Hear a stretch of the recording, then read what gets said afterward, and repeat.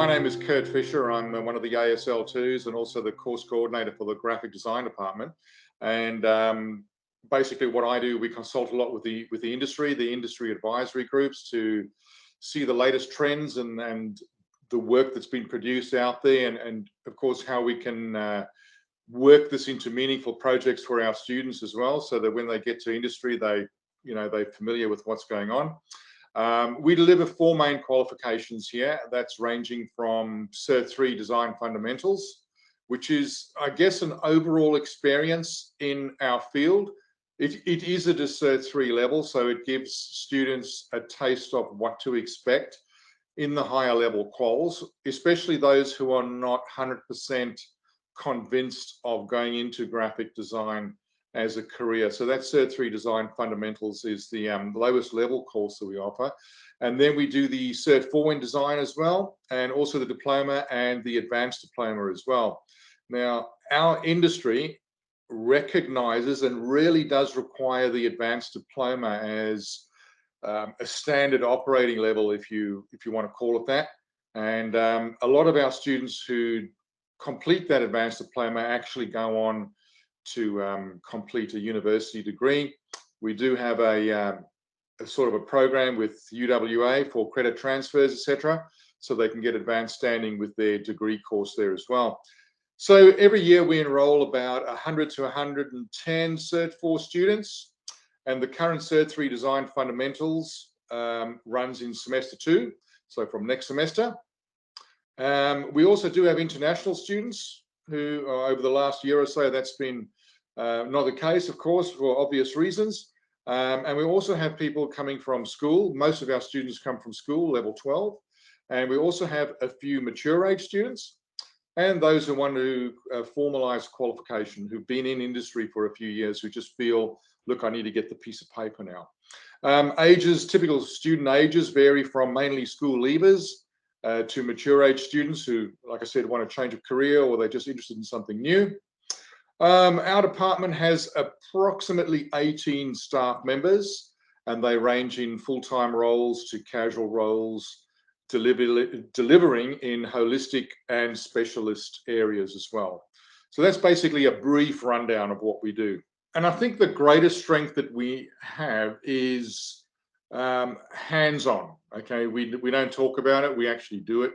We've got the lecturers in the classroom full-time as well. So there's a big difference between a typical uni model and what we do. Of the students that have gone on to complete university degrees, they keep on saying that one of the strengths, and this comes directly from them, is that we are always available to consult with. Where at university, it's not always the case, because lecturers may deliver something and then it's up to the students to go and learn a piece of software in order to accomplish a goal. Whereas here we actually go through it. The learning experience is actually a lot quicker that way as a result. So I think that is the major reason to choose us, is because we are, on top of things with our industry advisory committee and our alumni groups as well.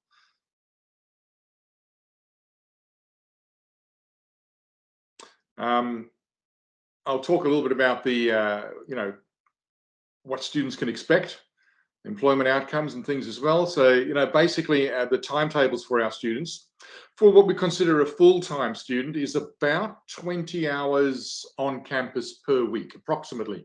It can vary by 1 or 2 hours, depending on the requirements.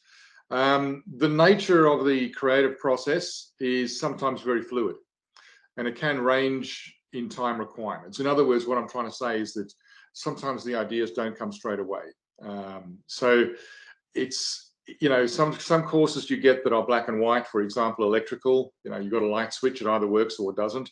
But with the creative industries, we've got black, white, and that gray area in between as well, which is how we interpret things. So that's a tough thing to knock over.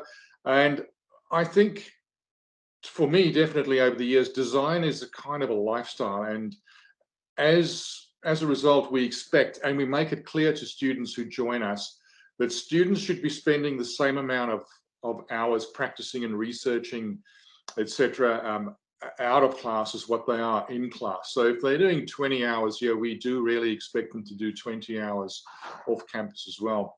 That is just the nature of the creative process. Employment outcomes for our students are typically very good. And although we cannot track every single student who leaves here, we do often host past students to come along. They guest speakers at lunchtime events, and we invite all our students along and encourage them to go so that they can learn about, current industry trends. Our past students talk about their student journey while they were here, what to expect from the first year out, and generally what to expect from the industry as a whole. So those are really valuable experiences. Type of study that we typically do is full-time, but some students break up their studies. This does happen. We're actually very flexible with that sort of thing. So full-time study, usually we aim for 1.5 off campus days per week, so that students can do other things. And there's other aspects to life as well that need to be taken care of. So we do aim for that. And as far as industry contacts are concerned, I'd probably say that the graphics department is probably one of the strongest in terms of having current industry connections across the college. We regularly meet with our industry advisory group to discuss new developments in the field and to work on live projects as well. So live projects often come through the door, and we work those into our delivery so students can get a real taste of what it's like to work with a client. They can deliver, they can present to a client as well. So we get them to present their work and concepts to clients as well. So that's really a nice aspect of what we do. So a typical day in the life of a graphic design student here would be to spend time between our Mac labs, our computer labs, and of course studio work as well. Although more and more units are being digitized, and that's just a natural progression of technology. So for example, in our illustration streams, they're now being taught using iPads. We've just recently acquired an iPad lab with Procreate software on it, which is typically used for illustration. So things, are shifting from traditional hand-based to digital more and more, although we still want students, and the industry wants students, to have some sound hand skills as well to complement the digital skills. So there is sometimes a misconception that it's all digital, because it's not. Graphic design has many components to it, and the digital aspect is important, but it's only one of those. And another misconception as well that people have, and we make this clear to students as well, is that designers are just a bunch of people sitting behind their computers who are having a good time. But the truth of the matter is that design is hard, and it is a complex job that you have to divide yourself up to focus on different aspects of the job. It's hard work. There are many hours spent on realizing creative projects and dividing oneself up between clients. There's also, so it's not just sitting and designing logos behind a computer. There's the business aspect of graphic design as well. So we do have business units as well, where we show them how to do terms and conditions and how to deal with clients, the difficulties that occur and so forth. So, the field of design is evolving so rapidly that one can reinvent oneself constantly, and we keep on reminding the students of this.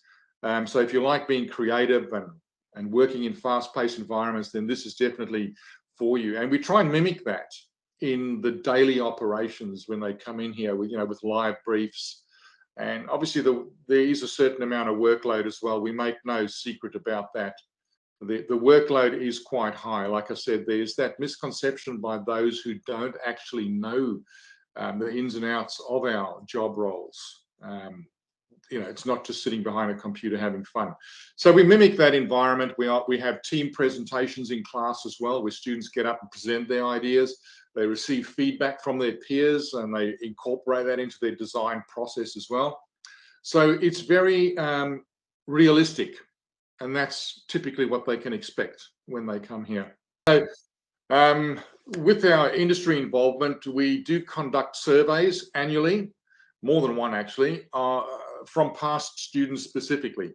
And we remain in touch with our alumni contacts. We've got a massive list of alumni contacts from all over the country and overseas as well. So graduates work in a variety of workplaces when they leave here, ranging from freelance work, so they work for themselves, run their own studios and manage their own clients. And they also work for design houses and advertising studios as well. Now, many of the large corporations and even government departments have their own in-house design departments as well for producing collateral material. So they would employ a dedicated designer as well for that. So, you know, the creative industries is such a large umbrella that encompasses such a diverse range of work that graduates can become either holistic practitioners, you know, doing a bit of everything, or they can specialize in certain areas like just signage, say, or online user experience design, you know, how people interact with online things like websites and other digital materials. Now, questions that we get asked on a regular basis, and this is in daily operations, can you show us again? We get that one a lot. And this is, I guess, one of the strengths of lecturer presence in the classroom at all times, because it's hands-on and we can go through those things again until students understand. Another very common question from especially first-year students is, what computer should I buy? Because they want to buy something for home use. And this is not really a massive issue anymore. Designers over the years, and I remember this back in the early 80s, have forged relationships with Macintosh computers. But the truth is that the computer is only a tool, albeit an important one, and students can use either at home. It's more a case of the technical specifications of the machine, like the amount of memory, the video card memory, you know, that need to be taken into consideration. There's a lot of our applications that we use, like the Adobe Suite, After Effects, some animations, some 3D stuff as well. They're quite demanding in terms of computer hardware resources. So we have to make that pretty clear. Just why is this not working? We often hear that. And it's another plus point of staff being available at all times, I guess, that we can work through these problems. You know, welcome to the world of computers. You're going to have issues. It's the way it is. So designers are troubleshooters, and we need to work things out. That's what we need to do. Like, gone are the days where the designer knew everything. When I was a student, the skill set that we had to know was a lot smaller than today. So the way we learn has changed considerably. And what we aim is to offer is holistic skills, okay, and also the ability, and this is very important, to teach oneself, because the future that we are preparing students for has not been tapped into yet, and the job titles that our students will most likely have in 10 years' time haven't even been invented yet. Like, if we go back 10, 15 years, we wouldn't have understood what UX or user experience design was. But now it's a commonly used term. So a strong basic tool set with the ability to troubleshoot is vital, and students can then extrapolate and apply those skills to other areas. Yeah, it's good to formalize a qualification, but it's important to realize that the most important aspects of our industry, can you do the work? Now, and that boils down to a great portfolio, and that is ultimately what our advanced diploma students aim for, is a strong portfolio with an end-of-year graduation exhibition, industry contacts. A lot of them get offered jobs on the spot because they've got a design style that a certain company will like. So yes, it is important to formalize those qualifications, but they also need the interpersonal skills as well to operate in the industry. You know, and that's stuff like the business aspect, social media management, how to treat your clients, how to keep them, how to, you know, meet new clients, etc. So that's a very important part. Formalizing a qualification is also a great way to forge a pathway to uni, which I've mentioned before very briefly, and we do have a program with UWA as well for that. It's sometimes better to do early on in your career because, you know, life gets complex. So we do encourage students to go the full hog while things are still good. And look, we've formalized several qualifications before for industry practitioners, especially people who've been in the industry for a few years and then things got out of control and they didn't have time to actually formalize the qualification. So We have assessed them in the workplace before, and sometimes students get offered employment while they're studying here. I mean, that's a good outcome. That's ultimately what we want. But then we'll meet with them to see whether they can be assessed in the workplace. So, you know, not only do they work, but they also get a qualification at the same time, and they're earning some money as well. So it's like we're covering a few bases all in one hit over there. So I think for promotion aspects, yes, you want to get that qualification. You want to have your advanced diploma for sure. Do you want to do the full 3-year hog? And with the degree structure, especially if you're aiming for large corporates or government associations, then you kind of want to have a look at formalizing a degree as well. One of the most important aspects here, because we're dealing with people, you know, it's a journey, and that is the contact between lecturers and students. So we are and the first point of contact at the coalface, so to say, and students often spend a lot more time here with us than what they do with family members at home, and that's the reality of it.